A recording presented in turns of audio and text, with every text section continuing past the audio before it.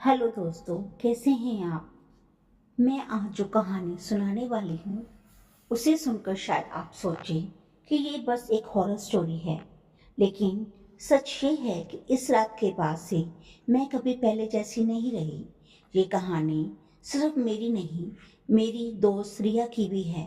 ये हम दोनों की कहानी है। रिया मेरी सबसे करीबी दोस्त थी। कॉलेज के टाइम से ही हम दोनों साथ थे। वो वैसी लड़की थी जो जहाँ जाती वहाँ की हवा हल्की हो जाती। हर वक्त हंसने वाली, सबके लिए टाइम निकालने वाली, छोटी छोटी बातों में खुश हो जाने वाली लड़की थी। उसे डरावनी फिल्में देखना बहुत पसंद था, लेकिन असली डर क्या होता है ये उसे भी नहीं पता था और मुझे भी नहीं। सब कुछ नॉर्मल चल रहा था जब तक उसकी लाइफ में विवेक नहीं आया। शुरू शुरू में तो मुझे भी वो अच्छा ही लगा। विवेक की हाइट भी ठीक थी, चेहरा सीरियस लेकिन बात करने में सॉफ्ट था। रिया की आंखों में पहली बार मैंने वो चमक देखी जो किसी को सच्चा प्यार मिलने पर होती है। वो अक्सर मुझसे कहती, देखना, यही वो है जिसके साथ मैं बूढ़ी होने तक रहूंगी। मैं मुस्कुरा कर उसकी खिंचाई करती। अच्छा मैडम, पहले ये पक्का तो कर लो ये इंसान ही है, रोबोट तो नहीं। और हम दोनों हंस पड़ते। लेकिन धीरे धीरे रिया बदलने लगी। सबसे पहले उसकी हंसी बदली। वो पहले जैसी खुलकर नहीं हंसती थी। उसकी आंखों के नीचे हल्के हल्के गहरे घेरे बनने लगे। वो रात में मुझे मैसेज करती, नींद नहीं आ रही। और मैं पूछती, क्यों, क्या हुआ, झगड़ा हुआ क्या विवेक से। और वो लिखती, नहीं, बस नींद नहीं आती। अजीब सा लगता है कमरे में। मैंने सोचा नॉर्मल स्ट्रेस है, लेकिन रिलेशनशिप की टेंशन भी हो सकती है। फिर एक रात करीब 1:30 बजे मेरा फोन बजा। स्क्रीन पर रिया का नाम था। मैं नींद नहीं बोली, हेलो। उधर से बस उसकी सांसों की आवाज आ रही थी, जैसे वो बहुत तेज भाग कर आई हो। रिया, क्या हुआ। कुछ सेकंड चुप्पी रही। फिर उसकी कांपती आवाज आई, दीदी, किसी ने अभी मेरे बाल पकड़े बहुत जोर से। मैं अकेली थी कमरे में, दरवाजा भी बंद था। मैं आधी नींद में ही घबरा गई। किसने पकड़े, कोई घर में घुसा है क्या। उसने कहा, नहीं, मैं अकेली हूँ। मैं उठी तो कमरे में कोई नहीं था। बस ऐसा लगा जैसे अभी भी कोई मेरे पीछे खड़ा हो। मैंने उसे समझाया, देख, जो टेंशन में है तो ऐसे कर, लाइट ऑन रखकर सो जा। आई नो थक गई होगी। उसने कहा, हम्म। कॉल कहकर कॉल काट दिया। उस रात मैं थोड़ी देर तक जागती रही, लेकिन फिर नींद आ गई। दूसरी रात फिर कॉल आया, इस बार 2 बजे के आसपास। उसकी आवाज इस बार और ज्यादा डरावनी थी। दीदी, आज किसने मेरे पैर पकड़े, बिस्तर से नीचे खींच रहा था। पूरी ताकत से मैंने अपने आप को ऊपर खींचा। आवाज ही नहीं निकल रही थी मेरी, गला जैसे किसने दबा रखा हो। उसके बोलते वक्त उसकी आवाज कांप रही थी। मुझे मोबाइल के स्पीकर से भी उसका डर महसूस हो रहा था। मैंने पहली बार उसकी बात को सीरियसली लेना शुरू किया। मैंने पूछा, घर पर कौन कौन है। मम्मी पापा दूसरे कमरे में हैं, भाई हॉस्टल में।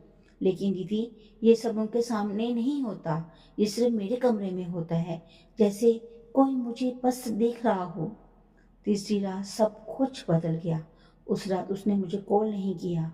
सुबह खुद मैंने उसे मैसेज किया, जागी, लेकिन कोई जवाब नहीं। 2 घंटे बाद उसका मैसेज आया, आ सकती हो आज।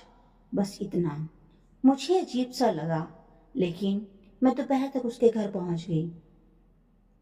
जैसे ही मैंने दहलीज पर पार की, मेरे कदम खुद रुक गए। घर पहले जैसा नहीं लग रहा था, पता नहीं क्यों, पर हवा भारी सी लग रही थी। ड्राइंग रूम में उसकी माँ बैठी थी, चेहरा थोड़ा उतरा हुआ। मैंने पूछा, आंटी, रिया कहाँ है। उन्होंने थकी हुई आवाज में कहा, कमरे में है, रात से ठीक से सोई नहीं। मैं सीढ़ियां चढ़कर उसके कमरे की तरफ बढ़ी। दरवाजा खुला हुआ था। वो बिस्तर के कोने पर बैठी हुई थी, घुटनों को सीने से लगाकर, आंखें लाल, बाल बिखरे हुए। उसने मुझे देखा और बस कुछ सेकंड तक घूरती रही, जैसे कि मुझे पहचानने की कोशिश कर रही हो। मैं उसके पास गई। रिया, सब ठीक है। उसने धीमी आवाज में कहा, दीदी, तुम्हें पता है आज सुबह मैंने क्या देखा? मैंने सिर हिलाया। क्या? उसने किचन की तरफ इशारा किया। मम्मी चाय बना रही थी। मैं भी पीछे पीछे गई। जैसे ही मैंने फर्श की तरफ देखा, पूरा फर्श खून से भरा हुआ था। खून की लकीरें, ऐसे जैसे रात को कोई चीज घसीटते हुए इधर उधर गई हो।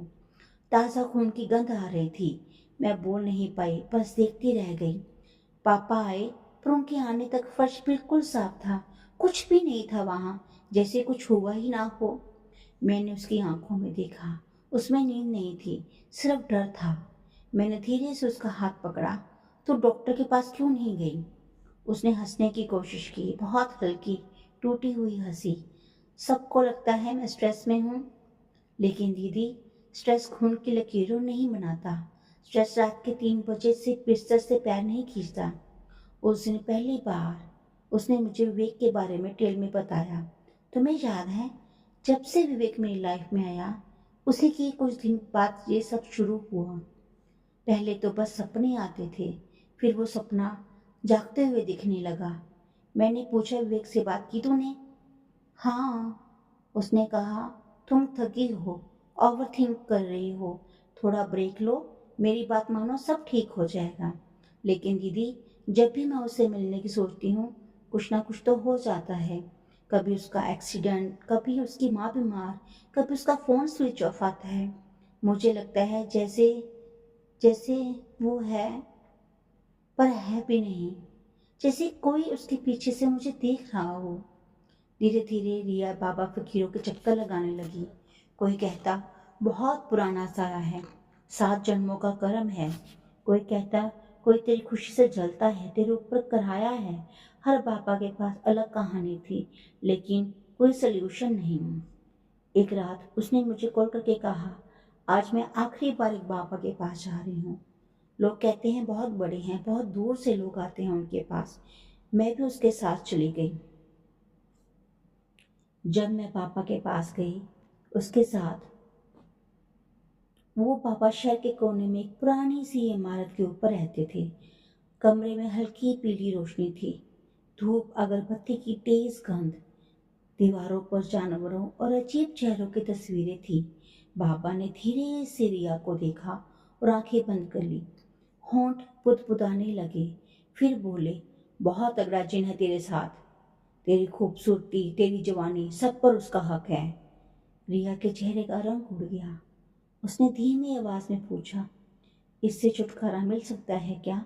बाबा ने एक पल उसे देखा, जैसे उसे अंदर तक नाप रहे हों। फिर हल्की मुस्कान के साथ बोले, मिल सकता है, लेकिन आसान नहीं है। जिनने तुझ पर नजर जमाई हुई है, उसे छोड़ना होगा तो उसके बदले कुछ लेना होगा। रिया ने घबरा के पूछा, क्या? बाबा ने बिना शर्म के कहा, तू अगर अपनी मर्जी से मेरे साथ एक रात रहे, तो मैं उस जिन को ऐसी जगह कैद कर दूंगा कि वो कभी लौट कर नहीं आएगा। तो आज रात यहीं रुक जा। अभी तेरे साथ जो है वो मुझे भी महसूस हो रहा है, बहुत ताकतवर है, लेकिन मेरी दुआ उससे ज़्यादा ताकतवर है। रिया के हाथ कांपने लगे। मैं उसकी आंखों में देख डर के साथ घृणा भी देख रही थी। उसने एक पल मेरी तरफ देखा, फिर बाबा से बस इतना कहा, नहीं, अगर मेरी किस्मत में मरना लिखा है ना, तो मैं मर ही जाऊंगी, लेकिन ये सौदा नहीं करूंगी। हम दोनों तेज कदमों से वहां से बाहर आ गए। बाहर आकर वो फूट फूट कर रोने लगी। मैं उसे संभालते हुए बस यही कह पाई, रिया, सब पापा ऐसे नहीं होते, लेकिन ये वाले तो खुद किसी जिन से कम नहीं थे। उसके बाद उसने किसी बाबा पर भरोसा करना लगभग छोड़ दिया, लेकिन रातें नहीं बदली, उल्टा और खराब हो गई। वो कहती, मुझे तो उसकी सांसें सुनाई देती हैं। जब मैं सोने लगती हूँ ना, मेरे कान में बिल्कुल पास आकर कोई फुसफुसाता है। और कभी कभी तो वो मेरे नाम से कहीं किसी और नाम से बुलाता है। ऐसा लगता है, नाम जो मैंने कभी सुना नहीं, लेकिन उसे सुनकर लगता है जैसे वो हमेशा से ही मेरा नाम हो। एक शाम अचानक बिना बताए वो मेरे घर आ गई। दरवाज़ा खुलते ही मैं घबरा गई। उसका चेहरा पीला था, आंखें सुर्ख, लाल बाल बिखरे, कपड़े अस्त व्यस्त। वो अंदर आई और सीधे फर्श पर बैठ गई। मैंने घुटनों के बल बैठकर पूछा, रिया, क्या हुआ? उसने मुझे देखा जैसे बहुत दूर से देख रही हो, फिर बोली, दीदी मैं डर गई हूँ। मुझे लगता है वो सिर्फ मेरे साथ नहीं, वो तुम्हें भी देख रहा है। जब मैं तुम्हारा नाम लेती हूँ ना, तो मुझे लगता है वो खुश हो जाता है, जैसे उस एक से ज्यादा खिलौने मिल गए हों। मेरी रीढ़ की हड्डी में ठंडी की लहर दौड़ गई। मैंने उसकी बातों को घबराहट समझकर इग्नोर करने की कोशिश की, लेकिन मन नहीं माना। उसी रात से मेरे साथ भी अजीब चीजें होने लगी। पहली रात मैं सोने गई तो जैसे कमरे की हवा अचानक भारी हो गई। पंखा बंद था, फिर भी पर्दे हल्के हल्के हिल रहे थे। मैंने सोचा शायद मेरी ही टेंशन है, लेकिन रात के करीब 3 बजे मुझे लगा जैसे किसी ने धीरे से मेरी चादर खींची। पहले मैं नहीं हिली, आंखें बंद रखी। फिर अचानक से मुझे ऐसे लगा जैसे कोई मेरे ऊपर झुककर मेरी सांसें सूंघ रहा हो। मैं झटके से उठ बैठी, लाइट ऑन कर दी। कमरा खाली था, दरवाज़ा बंद, खिड़की बंद, लेकिन मेरे हाथ पैर ठंडे पड़ चुके थे। अगली रात मैं फ़ोन पर रिया से बात करके ही सोने गई। वो बोली, आज फिर उसे कदमों की आवाज़ आई दीदी। वो हमेशा दाएं से आता है, मेरे कमरे में दीवार दाई दीवार से, जैसे वहाँ कोई दरवाज़ा हो जो हमें नहीं दिखता। मैंने उसे समझाया, फिर फ़ोन रख दिया। लेकिन रात के करीब 3 बजे मेरे कमरे में बाहर से हल्की हल्की खटखटाहट की आवाज़ आने लगी, जैसे कोई बहुत आराम से खेलते खेलते दरवाजे पर उंगलियां फेर रहा हो। ये सिलसिला कई रातों तक चलता रहा। मेरे घर में कोई नहीं था सिवाय मेरे।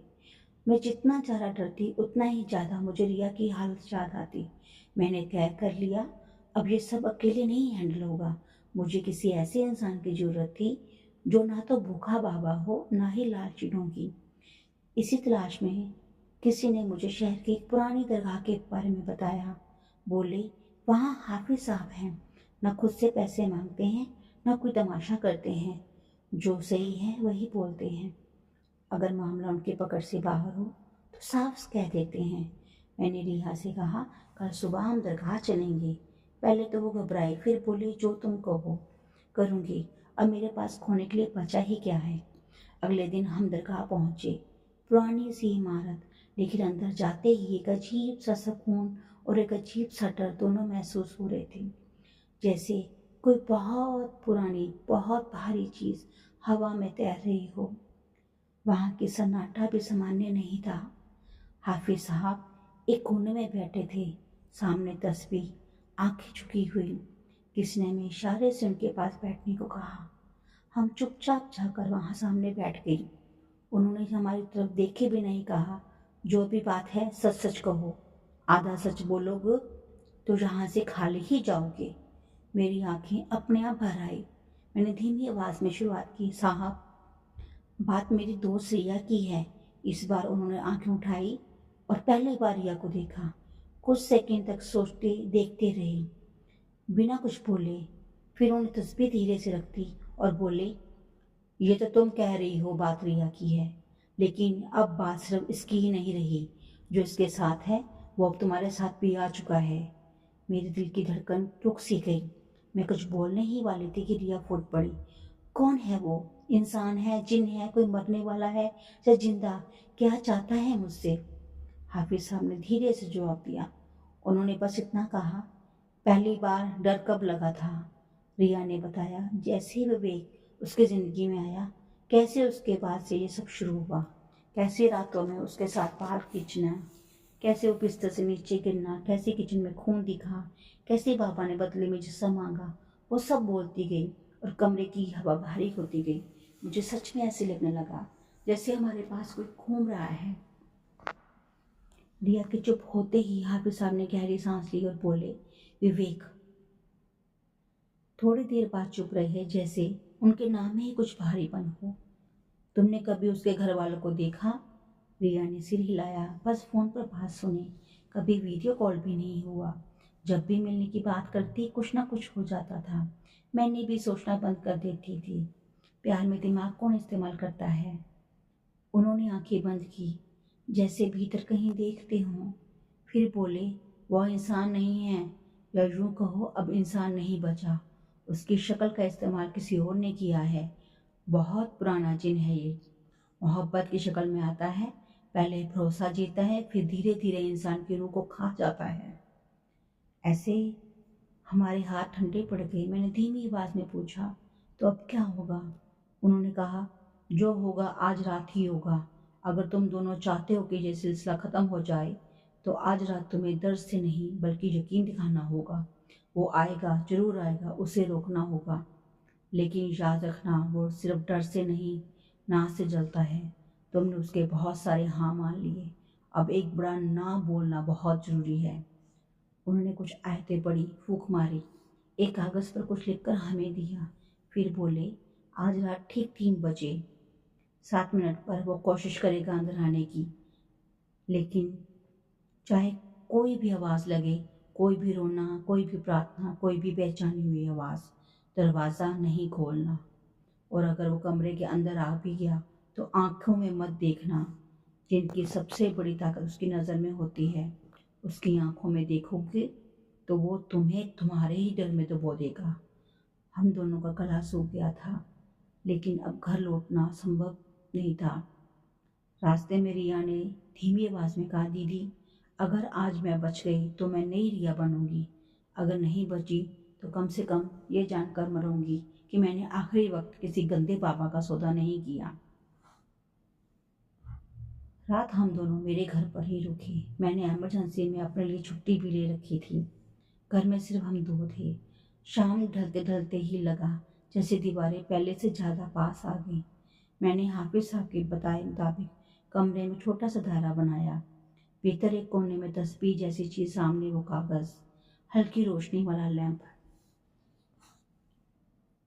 1 बजे के आसपास अचानक मेरे फोन की स्क्रीन अपने आप ऑन हो गई। जैसे कोई नोटिफिकेशन नहीं, कोई कॉल नहीं, बस होम स्क्रीन जल उठी। फिर स्क्रीन पर खुद ब खुद टाइप होने लगा, जैसे कोई इनविजिबल हाथ लिख रहा हो। सो गए क्या? मेरे हाथ कांपने लगे। मैंने तुरंत फोन को उल्टा कर दिया। रिया मेरे बिल्कुल पास बैठी थी।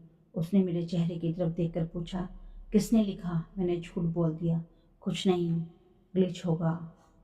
2:30 बजे के बाद रिया की सांसें तेज होने लगी और लगातार अपने हाथ मलती रही, जैसे ठंड लग रही हो, जबकि कमरे में पंखा भी बंद था।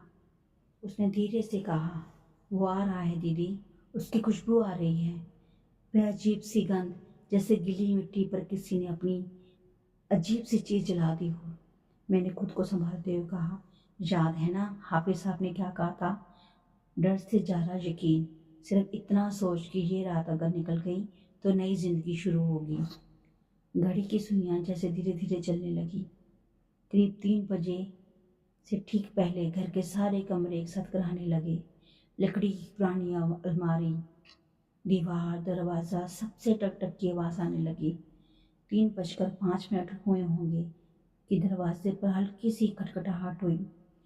1 बार, 2 बार, 3 बार, फिर 7 बार लगातार। हम दोनों दायरे के अंदर बैठे थे। मैंने रिया का हाथ कसकर पकड़ लिया। उसका पूरा शरीर कांप रहा था। खटखटाहट के बाद कुछ सेकंड चुप्पी रही।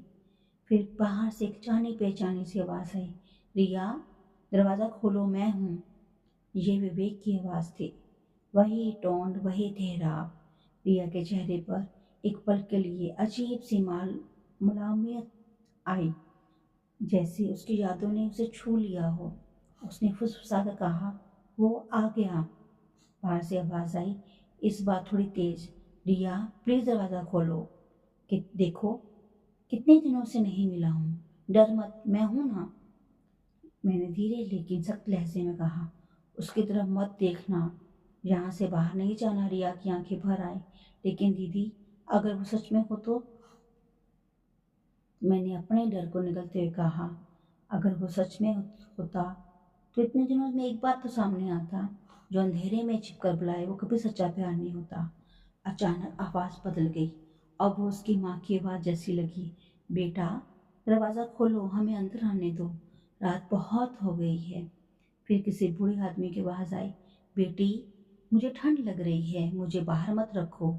आवाजें बदलती रही, कभी रोना, कभी हंसना, कभी गाना, लेकिन दरवाज़ा हम दोनों ने नहीं खोला। फिर सन्नाटा छा गया, इतना घना सन्नाटा कि मुझे अपनी धड़कनों का शोर भी सुनाई दे रहा था। 3:07 हुए। अचानक बिना किसी आवाज़ के कमरे की लाइट कुछ पल के लिए बुझ गई और फिर बहुत हल्की होकर लौटी। दरवाजे पे अब खटखटाहट नहीं थी, लेकिन मुझे साफ साफ महसूस हो रहा जैसे कोई पहले दरवाजे के बाहर था, अब कमरे के अंदर आ गया हो।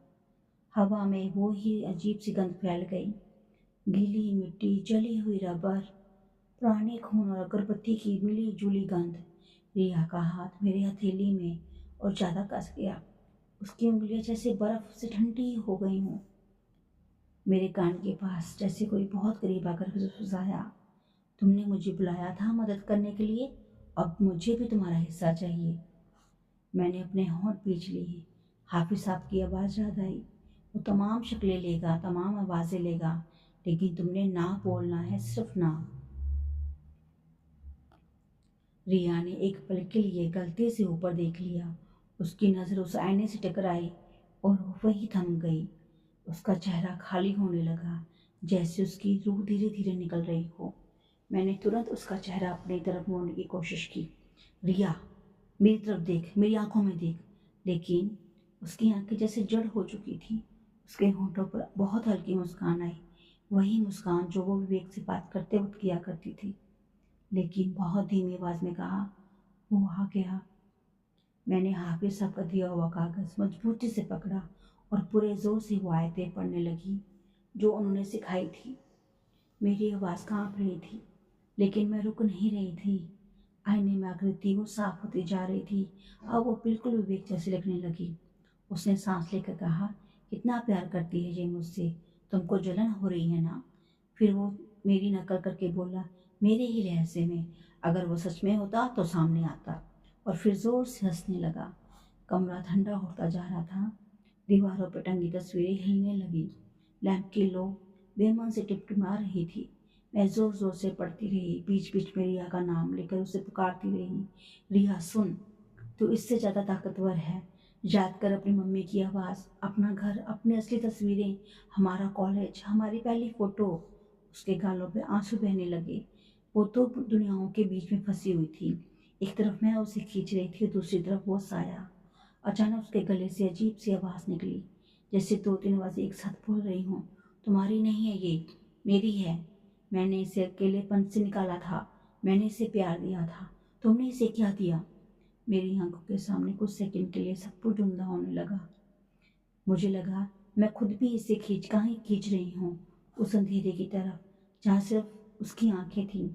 लेकिन तभी अनायास मुझे वो राज याद आई जब रिया ने बाबा कमरे से भागते हुए कहा था, अगर मेरी किस्मत में मरना लिखा है तो मर ही जाऊंगी, लेकिन ये सौदा नहीं करूंगी।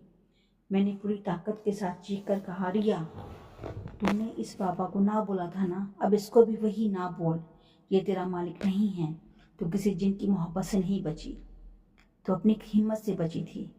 कुछ पल के लिए कमरे की आवाज़ें बंद हो गई। आईने में कृति हल्की पड़ने लगी। रिया के चेहरे पर दर्द उभरने लगा। उसने अपने ही गले को दोनों हाथों से जकड़ लिया, जैसे कोई अंदर से निकल रहा हो और वो खुद उसे रोक रही हो। फिर अचानक उसके मुंह से बहुत भारी, नफरत से भरी आवाज़ निकली, ना।